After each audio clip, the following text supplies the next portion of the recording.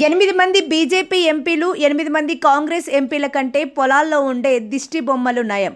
దిష్టి బొమ్మలు పంటను కాపాడుతాయి. ఈ 16 మంది బీజేపీ కాంగ్రెస్ ఎంపీలు ఉండి రైతుల గురించి ఒక్క మాట మాట్లాడరు. 16 మంది బీజేపీ కాంగ్రెస్ ఎంపీలు తెలంగాణ కోసం ఏం చేస్తున్నారు? పత్తి రైతులు ఆత్మహత్యలు చేసుకుంటుంటే ఈ ప్రభుత్వాలకు కనికరం లేదా? ఈ కాంగ్రెస్ ఎంపీలు నోరు తెరిస్తే కేసీఆర్ బీఆర్ఎస్ పార్టీని తిట్టడమే సరిపోతుంది. పత్తి రైతుల గురించి కాంగ్రెస్ ఎంపీలు కేంద్రాన్ని ప్రశ్నించారు. బీజేపీ ఎంపీలు కేంద్రాన్ని అడగరు. హరీష్ రావు కేంద్ర ప్రభుత్వాన్ని ప్రశ్నించారు. ఇక 8 మంది కాంగ్రెస్ ఎంపీలు గెలిచిండ్రు.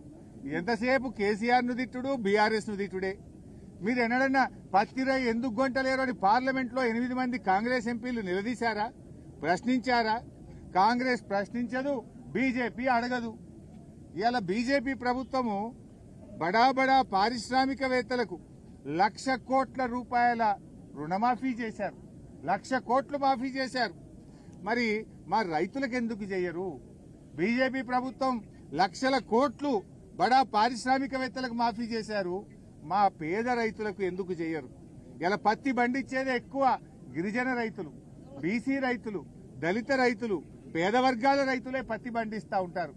ఇలా కేంద్ర ప్రభుత్వం ఎట్లుందంటే విదేశాల నుంచి పత్తి దిగుమతి చేసుకుంటే అక్కడ మాత్రం నిబంధనలు సవరించి 11% ఏదైతే పత్తి మీద ట్యాక్స్ ఉండనో దాన్ని రద్దు చేశారు.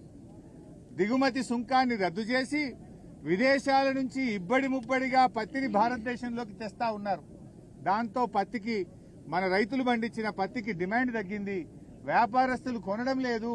8,100కు అమ్మాల్సిన పత్తి వ్యాపారస్తులు 5,000-6,000కు కూడా కొంటలేరు. ఏమైందయ్యా అంటే మోడీ గారి ప్రభుత్వం